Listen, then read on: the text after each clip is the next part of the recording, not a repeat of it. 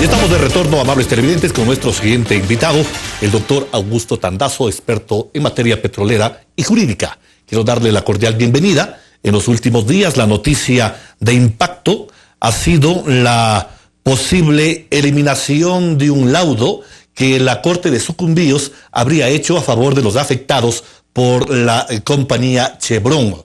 Hoy se dice que no hay nada y la remediación quedaría en soletas. ¿Cuál es su comentario? Bienvenido. Gracias por la entrevista. En primer lugar, lo que debo decir es lo siguiente. Cuando algo comienza mal, termina mal, es obvio. O sea, eso no tiene para dónde irse. Cuando comienzan los problemas con Chevron, el Procurador General del Estado, Diego García, se pasa declarando y diciéndole a todo el mundo: yo no tengo nada que ver con ese problema, es un problema entre las comunidades amazónicas, en el juicio que presentaron en Nueva York, que después vino acá a Sucumbíos, y el Estado es otra cosa. Y también las comunidades se pasan como un diálogo de sordos, diciendo: este no es un tema del Estado, es tema nuestro. Eso fue un veneno para el caso, porque no hubo defensa. Porque el Estado no se metió y el Estado debió entrar, porque es un caso de interés nacional. Entonces no era un tema de dejar botados los arcos y decir es un tema con las comunidades. ¿Cuándo el Ecuador se preocupa? Como Estado. Cuando ve que la Chevron cambia la estrategia, cuando veía que se venía ya la sentencia de Sucumbíos y lleva el tema a Estados Unidos por el caso de corrupción aplicando la ley RICO que se llama, y luego logra que el juez Kaplan de Estados Unidos manda el caso a la Corte Permanente de Arbitraje de La Haya, a la que el Ecuador obedientemente va y se somete. Entonces allí recién se dio cuenta de que el problema era del Ecuador también. Y se olvidaba también el procurador de un tema, de que el Estado tuvo el 62.5% de las acciones del consorcio CP-Texaco. Entonces había que estar, como dice la ciudadanía, el vulgo, pilas en este tema. Entonces, ha habido de todo en esto.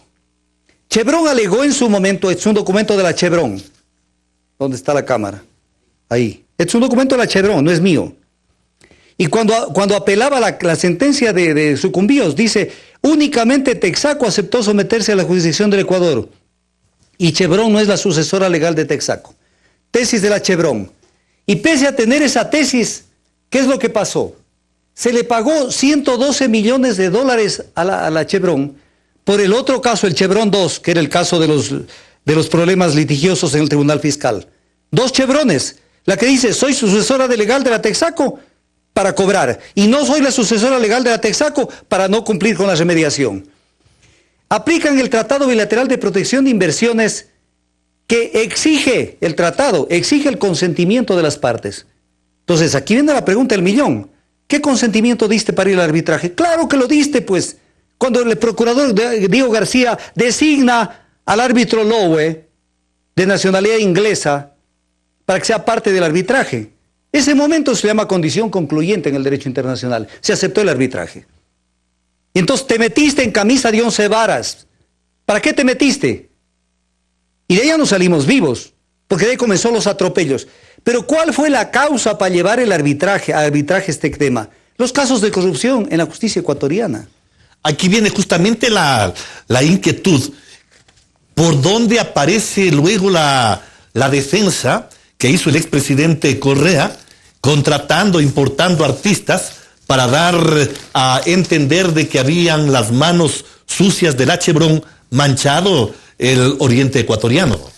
A ver, aquí van a ver ustedes grabaciones que publicó el diario El Hoy, de las conversaciones que tuvieron determinados actores, algunos de la Chevron, que habían estado trabajando para la Chevron, otras gentes que decían que eran del gobierno de Correa, representantes del gobierno y amigos del juez, que se reunieron para discutir sobre la sentencia que iba a salir de Sucumbíos. Miren que es vasto. Otra más. Aquí está. Otra más. Todo esto fue publicado. Y después el perito, aquí está el documento, perito avala la autenticidad de videos que dio Texaco. ¿Qué es lo que se dice aquí? Primero, ¿qué hace un juez discutiendo con una cantidad de gente que dicen que son del gobierno? ¿Cómo va a salir la sentencia? ¿Cuándo se va a dictar la sentencia? Y luego en las conversaciones entre ellos, que están grabadas, dicen cómo se van a repartir la plata, cómo va a ir $1 millón a la presidencia, a la hermana del presidente y etc. cosas. Esto está aquí.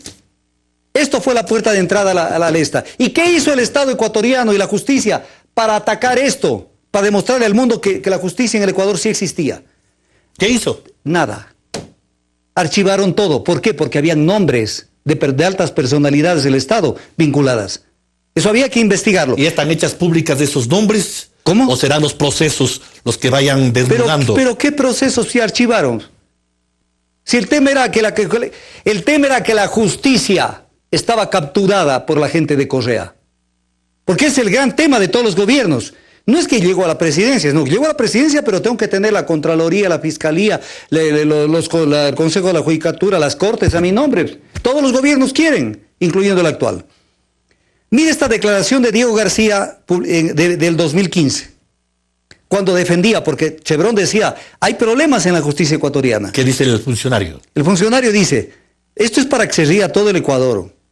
A pesar del constante esfuerzo de las demandantes por difamar el sistema de justicia ecuatoriana, un estudio del 2014, auspiciado por Estados Unidos y realizado por Latin American Public Opinion Project, determinó que el Ecuador está ubicado en primer lugar en Sudamérica y quinto en toda América respecto de la confianza que tienen sus ciudadanos en la capacidad de su gobierno para aplicar el Estado de Derecho. ¡Qué risotada, señor! ¡Qué justicia! ¿Qué significa eso? Que defendía una justicia que no era tal, cuando tenían que atacar eso. Entonces la Chevron hizo su fiesta y creyeron que respondiendo al gran problemón que había, cuando ya se metieron al arbitraje, se metieron en camisa de 11 varas, era con la campaña de la mano sucia de Chevron. Entonces, el problema es mayúsculo porque estamos ante una situación muy dura, muy difícil, por una razón, porque el tema no es como el gobierno lo ve. Tenemos que investigar el tema de los $10 millones que se gastaron en la campaña sucia de Chevron. Sí, pero eso no es lo más importante. El problema es que el Ecuador se quedó sin la remediación ambiental. Porque Chevron ya fue liberada. Y lo que dice el tribunal dice, se pueden presentar demandas individuales. ¿Cuánto creen que cuesta una demanda individual contra Chevron en las jurisdicciones extranjeras? ¿Acaso que tiene Juan Piguave o Pedro Pilataxi dinero para hacer eso? Chevron ya se liberó, ya se escapó el venado, porque lo dejaron escapar. Ahora, ¿qué es lo que celebraron últimamente nuestros conciudadanos cuando se dio y se enteró de que había sido favorable la sentencia a favor de los ciudadanos orientales? Verá, mi amigo, la gente no tiene memoria. Cuando eso celebraban, yo en RTU, en esos años, aquí hacía opinión y decía, cuidado, porque es como los partidos de ida y los de vuelta en el fútbol. Hemos ganado el partido de ida 1-0, pero nos van a meter 5-0 en el de vuelta. Porque vamos a ir al arbitraje, porque hay material para que nos molesten, no por el fondo de las cosas. Los abogados de la Chevron fueron muy inteligentes de manejarlo políticamente al tema. Pero mire lo que dice el actual Procurador General del Estado. Entonces vamos a saber dónde estamos parados.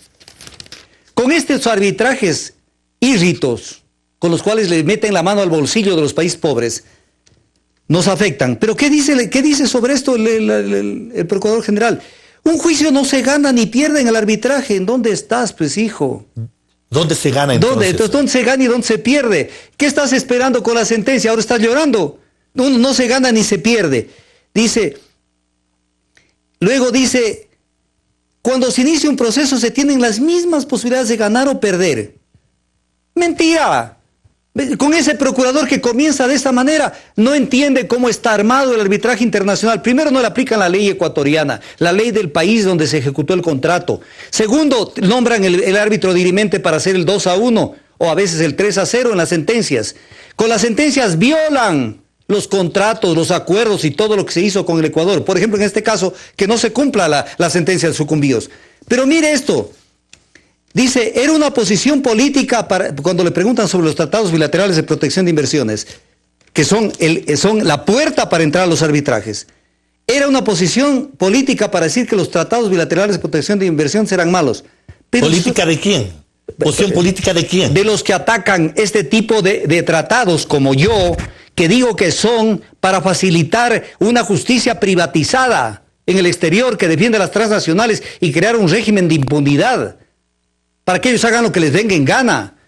Y dice, decir que los tratados eran malos Dice, son neutros. Dice, si un inversionista ecuatoriano va a otro país exigiría estabilidad tributaria, incentivos y certeza jurídica. ¿De qué lado estás, hijo? ¿De qué lado estás? Pero aquí viene el tema, ¿qué hacer? A ver, completamos. Entonces, vamos a ver, ¿qué hacer? Hay una cuestión. Cuando hay desafueros al interior de algunos GADs parroquiales, esas autoridades son inmediatamente seguidas, perseguidas y encarceladas. Cuando se dan situaciones de la magnitud de Chevron, ¿quién debe pagar? ¿Quién debe ir a la cárcel? Pues alguien tiene que pagar. Comenzando porque el gobierno no tiene claro el tema. Lo que hace es encargarle al actual procurador, jefe de la Procuraduría General del Estado, que fiscalice esto. Y es lo que dice. Es lo que dice que ojalá capte la cámara bien. Nuevo procurador será fiscalizador. Entonces, a ver, ¿cómo es esto? Si dentro de la Procuraduría están las personas que han manejado este tipo de arbitrajes, poniendo la carreta delante de los caballos y sin ponerse los pantalones para saber defender los intereses del país, contratando, no dicen, el mismo gobierno acaba de decir, se han gastado cientos de millones en bufetes para defender estos arbitrajes. ¿Y cuántos hemos ganado? Entonces, pero viene el tema. Mire lo que dice el Tratado Bilateral de Protección de Inversiones con Estados Unidos. Dice, el presente tratado no menoscabará los fallos judiciales de cualquiera de las partes. Artículo 6, literal A. O sea, ¿cómo puede? Esto es un tratado. Y el Tribunal de Arbitraje de la Haya no podía irse contra este tratado. Ahora, ¿qué es lo que hay que hacer? ¿Qué es lo que tienen que hacer las... Ahí va. Entonces, no puede irse contra el fallo de sucumbíos, porque es un fallo judicial y está ejecutoriado. No puede. Pero depende de... ¿Y a quién hay que demostrar que no puede? Aquí viene el tema. Guárdeme un poquito las ansias. Si aplicamos la ley anterior, Código de Procedimiento Civil, artículo 414, las sentencias extranjeras se ejecutarán si no contravinieran al derecho público ecuatoriano o a cualquier ley nacional y si estuvieran arregladas a los tratados. No es que ya tengo el laudo y me lo ejecutan. Contraviene el derecho público, contraviene los tratados. Aquí dice que no se puede menoscabar. ¿Quién tiene que defender y pelear? El procurador. El procurador, pero ahí es el problema. Y segundo, el Código Orgánico General de Procesos, artículo 104, dice que para efectos del reconocimiento de las sentencias y laudos arbitrales en contra del Estado, deberá demostrarse que no contrarían las disposiciones de la Constitución y la ley que están arregladas a los tratados y convenios internacionales. El Tratado Bilateral de Protección de Inversiones dice que no se puede menoscabar un fallo judicial.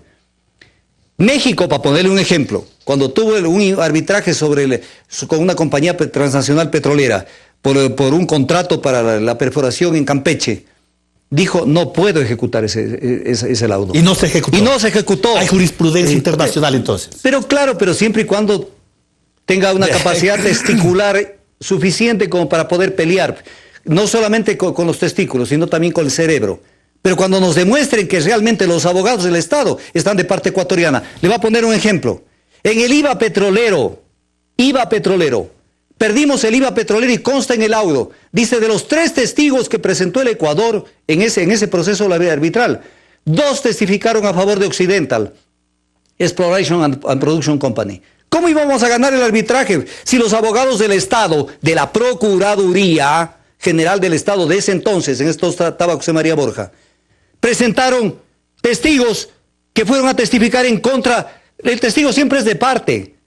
Fueron a testificar en contra del Estado ecuatoriano. Esas son las defensas que hacen. Si analizamos el tema del arbitraje de la caducidad del Occidental, hicieron barbaridades en esa defensa. Entonces, ¿cómo es que el procurador va a fiscalizar a la misma Procuraduría? Aquí tiene que entrar la Fiscalía General del Estado, el Consejo de Participación y Control Ciudadano y Control Social. Ellos tienen que entrar a fiscalizar todo lo que han hecho. En el tema de la deuda, que tanto se ha criticado, ¿acaso no salieron los contratos de endeudamiento, írritos, violatorios de la Constitución y la ley, con los dictámenes de la Procuraduría General del Estado? Entonces hay que investigar la Procuraduría General del Estado, pero no desde adentro, pues, porque ahí van a taparlo todo. La Fiscalía tiene que entrar en esto, porque de oficio, no solamente en base a la Contraloría, sino de oficio puede hacerlo. Gracias al doctor Augusto Tandazo por sus importantes comentarios y reflexiones la mañana de hoy. Nosotros nos vamos a un corte, volvemos enseguida con más invitados.